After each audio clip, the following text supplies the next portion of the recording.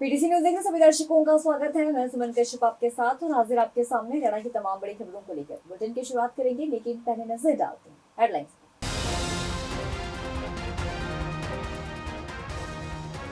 Cabinet मंत्री रणबीर गंगवा ने राहुल गांधी पर कटाक्ष किया। बोले, राहुल गांधी की बात को कोई सीरियस नहीं लेता। अंबाला कैंट रेलवे स्टेशन पर यात्रियों को मिलेगी नई सुविधा। पार्किंग में वाहन लगाने के लिए घंटों के हिसाब से देने होंगे पैसे। गेहूं के खेतों के ऊपर से गुजर रही बिजली की तारों में धमाका होने के बाद खेत आग में तब्दील। देखते ही देखते फार्म हाउस तक पहुंची आग। डबवाली शहर में कई घंटों तक चला हाई वोल्टेज ड्रामा। पुलिस और स्थानीय लोग आपस में जमकर भिड़े। नशा तस्कर को पकड़ने के लिए गश्त पर थी पुलिस।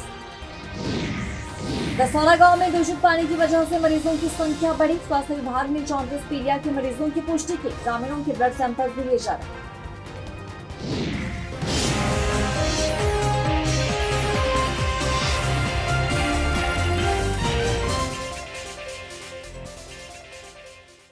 और अब खबरें विस्तार से। कैबिनेट मंत्री रणबीर गंगवा ने कहा कि मुख्यमंत्री नायब सिंह सैनी की अध्यक्षता में एक बैठक हुई। इस बैठक में 8 एजेंडे रखे गए।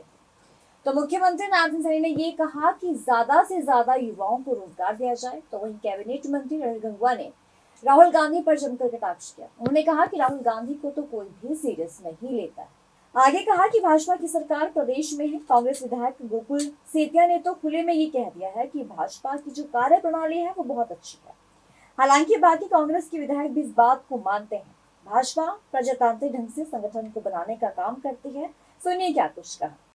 देखिए, आज हरियाणा की जो पॉलिसी है वो सबसे अच्छी है और इसीलिए आज इन्वेस्टर्स का पहली पसंद हरियाणा बना हुआ है। और जो कंपनियां जो काम यहाँ कर रही है, जो करना चाहती है या जिनके काम चल रहे हैं, वो उनके साथ बैठक थी। 8 एजेंडे उसके अंदर थे और उसके ऊपर माननीय मुख्यमंत्री महोदय की अध्यक्षता के अंदर मीटिंग हुई है और उनके जो समस्याएं हैं उनको दूर किया गया है और विस्तार से चर्चा भी की गई है। माननीय मुख्यमंत्री महोदय ने और कमेटी ने कहा भी है कि ज़्यादा से ज़्यादा हरियाणा के युवाओं को भी रोज़गार दिया जाए।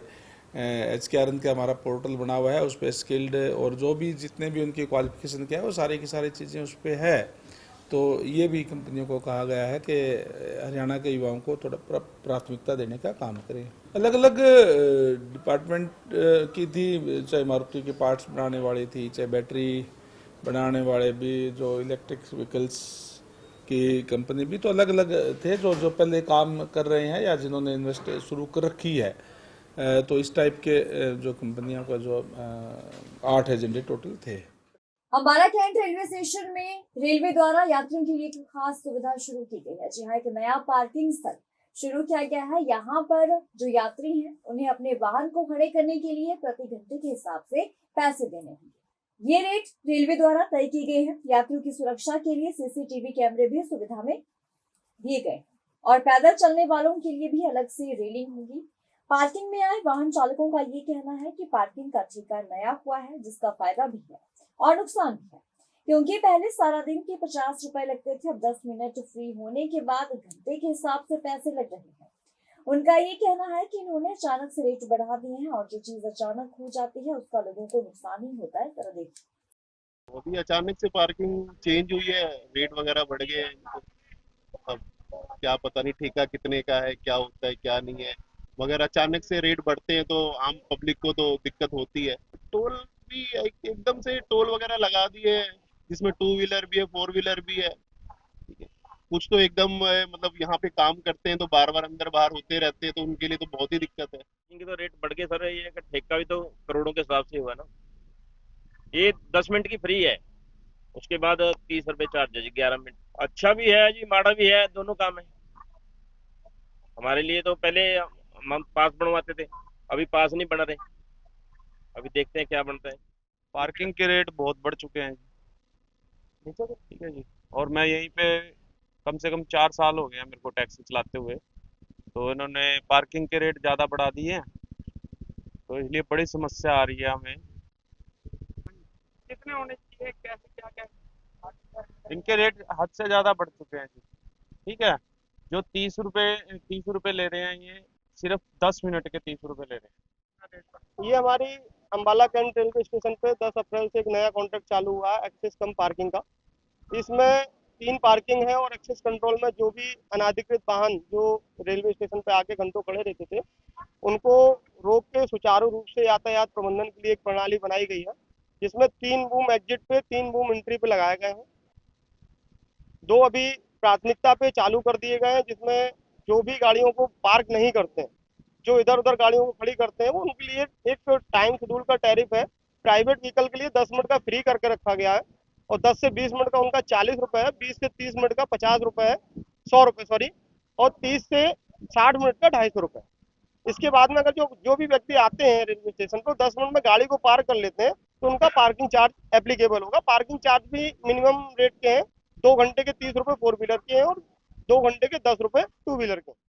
हमीदा हेड के समीप गेहूं के खेत के ऊपर से गुजर रही बिजली की तारों में अचानक धमाका हो गया और इससे जो ये धमाके की वजह से खेत में आग लगी, तो पूरा खेत आग की लपटों से घिर गया और आसपास के लोग जो खेतों में काम कर रहे थे वो भी अपनी जान बचाकर वहां से भाग खड़े हुए। हालांकि एक व्यक्ति ने हिम्मत दिखाई और उसने अपनी ट्रैक्टर की मदद से आग को बुझाने की कोशिश की, लेकिन खुद को आग की लपटों में घिरता हुआ देख वो भी वहां से भाग खड़ा हुआ। तो देखते ही देखते ही आग खेतों में बने फार्म हाउस तक पहुंच गई और फार्म हाउस का एक हिस्सा आग से जलकर राख हो गया। यमुनानगर के हमीदा हेड के समीप दोपहर बिजली की तारों में अचानक धमाका होने के चलते तारों से निकली एक चिंगारी से ही लगभग 10 एकड़ गेहूं के फानों में आग लगी। हालांकि जिस समय आग लगी उस समय कुछ लोग खेतों में काम कर रहे थे। आग की लपटों को देख लोग वहां से भाग खड़े हुए।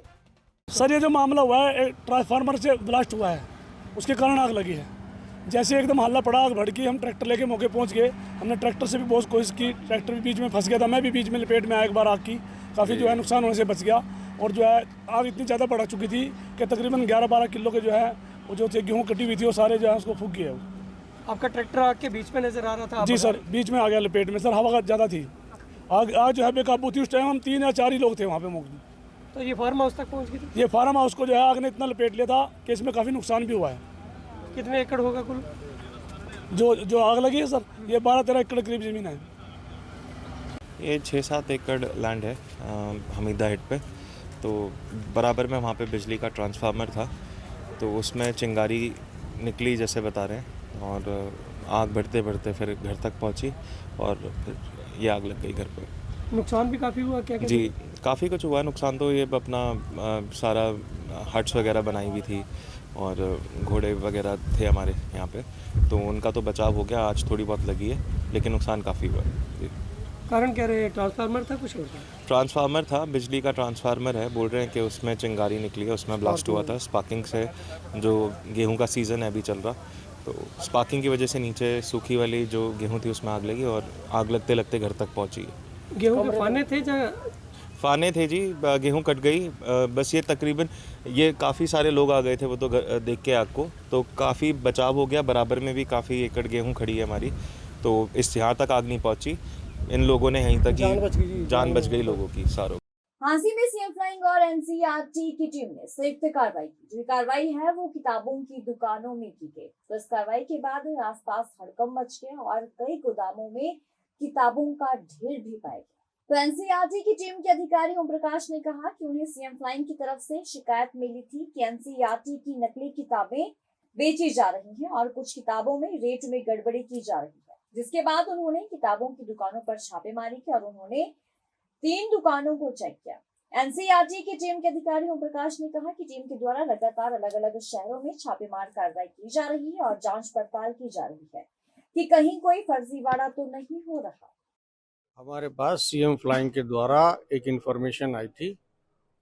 उस कनेक्शन में सीएम फ्लाइंग के साथ हमने किताबों की दुकानों की जांच कर रहे हैं जी, और अभी तक जितनी भी दुकानों की जांच की है अभी तक तो कुछ ऐसा कुछ खास है नहीं। मिलेगा तो फिर बताएंगे। किसी प्रकार की कोई शिकायत मिली थी सर? अरे शिकायत मिली थी सर किसी प्रकार की? सीएम फ्लाइंग की तरफ से इन्फॉर्मेशन थी जी। तो आज किन किन विभागों के द्वारा जो है जांच की गई है? सीएम फ्लाइंग और एनसीईआरटी दिल्ली। जी। क्या चीजें जांची जा रही है सर? क्या किसी कोई नकली किताब का कुछ पायरेटेड बुक्स जी, तो ये क्या आगे भी ये इसी तरह की कार्रवाई चलती रहेगी सर? हाँ, औचक चलती रहती है। सिरसा के डबवाली शहर में जमकर हंगामा हुआ। यहाँ पर जो हाई वोल्टेज ड्रामा है वो लगातार कई घंटों तक चला। हुआ यूं कि जो डबवाली पुलिस है वो एक नशा तस्कर को पकड़ने के लिए गश्त पर थी, लेकिन इस दौरान जो स्थानीय लोग हैं और जो पुलिस है वो आपस में भिड़ गए, जमकर धक्का मुक्की भी की। लोगों का आरोप है कि पुलिस कर्मी तेज गति से गाड़ी चला रहा था। पुलिस की गाड़ी से कई वाहन क्षतिग्रस्त हुए। हंगामे की सूचना पाकर डीएसपी, एएसपी और एसपी मौके पर पहुंचे। डबवाली पुलिस ने थाने के गेट को बंद कर दिया। पुलिस के मुलाजिम यहाँ पे गाड़ी चला के जा रहे थे और गाड़ी में एक्सीडेंट हो गया, जिससे कि काफ़ी गाड़ियाँ आपस में टकरा गई, जिसकी वजह से बीच में आक्रोश हुआ, लोगों का इमोशंस हाई हुआ और उन लोगों ने आपस में मार पिटाई कर दी। इस वजह से वहाँ पे माहौल थोड़ा गर्माहट हो गई और पुलिस मौके पे पहुँच गई। इमीडिएटली एक्शन लिया गया पुलिस के द्वारा और अब सिचुएशन कंट्रोल में। सर, किस तरह का एक्शन लिया गया पुलिस के द्वारा? देखिए, हमने मेजर प्रॉब्लम ये थी, वो ये कह रहे थे कि ड्राइवर अल्कोहल के इन्फ्लुएंस के अंदर चला रहा था। हमने उनका अल्कोहल सेंसर से टेस्ट किया, जो कि एक साइंटिफिक एविडेंस भी है। हमने उसमें वैल्यू उनकी 0 आई है, जो कि हमने मीडिया के सामने और जो हमारे सोसाइटी के मेंबर्स हैं उनके सामने किया था, जिसको सबने माना भी, और अल्कोहल का इन्फ्लुएंस नहीं पाया गया। यमुनानगर के दशहरा में दूषित पानी पीने से मरीजों की संख्या जो है वो लगातार बढ़ती ही जा रही है। हालांकि स्वास्थ्य विभाग ने सैंपलिंग तेज कर दी है। अब लोगों के सैंपल्स लिए जा रहे हैं और 34 पीलिया मरीजों की पुष्टि भी की जा चुकी है। यमुनानगर की senior medical officer Poonam Chaudhary ने कहा कि अभी तक गाँव में 58 मरीजों की जाँच की गई है। इसके अलावा 28 मरीज का ब्लड टेस्ट भी लिया गया है, जिनमें से 34 पीलिया के संदिग्ध मरीज पाए गए हैं। उन्होंने कहा कि ट्यूबवेल के पानी के सैंपल भी लिए गए हैं। एक की रिपोर्ट आ गई है और दूसरे की रिपोर्ट आना भी बाकी है। अभी भी 3 मरीजों का इलाज लेदी गांव के एक प्राइवेट अस्पताल में चल रहा है। मामले की गंभीरता को देखते हुए पब्लिक हेल्थ और स्वास्थ्य विभाग की टीमों ने गांव में ही डेरा डाल दिया है। वहाँ पे पानी की भी हमने चेकिंग करी है।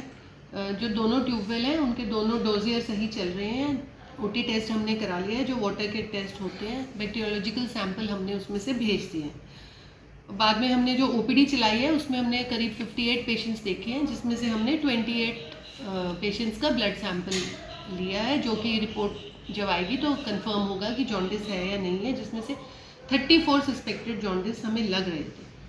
बाकी हमारी टीम्स वहाँ पे मेडिसिन वगैरह सर्वे अभी कर रही है, ऑनगोइंग सर्वे चल रहा है। वाटर सैंपल तो ठीक ही आए हैं। अभी आगे कल के जब हमारे पास जॉन्डिस का टाइप ऑफ जॉन्डिस या जो भी रिपोर्ट आती है उससे पता लगेगा। बायोलॉजिकल सैंपल आएंगे, उसके बाद पता लगेगा। और अभी तो जो हमने अब वाटर जो इस टाइम ट्यूबवेल से वाटर सैंपल्स लिए वो ओटीटी सैंपल्स ठीक है। तो हो सकता है बीच में कोई उनमें गड़बड़ हुई हो, जैसे कि वो बता रहे हैं कि ख़राब थे या कुछ थे, लेकिन अभी रिपोर्ट ठीक है। तो अभी तो हमारे पास 2 ही पेशेंट एडमिट है वहाँ पे, कहीं एक हॉस्पिटल में, और टोटल ओपीडी 58। जो भी सिम्टोमेटिक है वो हमने दे दिया।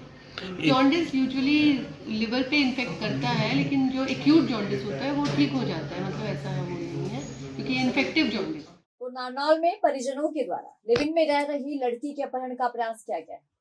तो जो लड़की है वो लिव इन में रह रही थी और इसके चचेरे भाई ने इसको जबरदस्ती गाड़ी में बिठाया। तो ऐसे में लड़की की मां ने उन्हें रोकने का प्रयास किया, लेकिन लड़के की मां पर भी गाड़ी चढ़ा दी गई, जिसके बाद वो गंभीर रूप से घायल हो गई। तो उसको इलाज के लिए नागरिक अस्पताल में भर्ती करवाया गया है। ये सारी घटना सीसीटीवी में कैद हो गई है। तो घटना के बाद लड़की के परिजन वहां से भाग गए।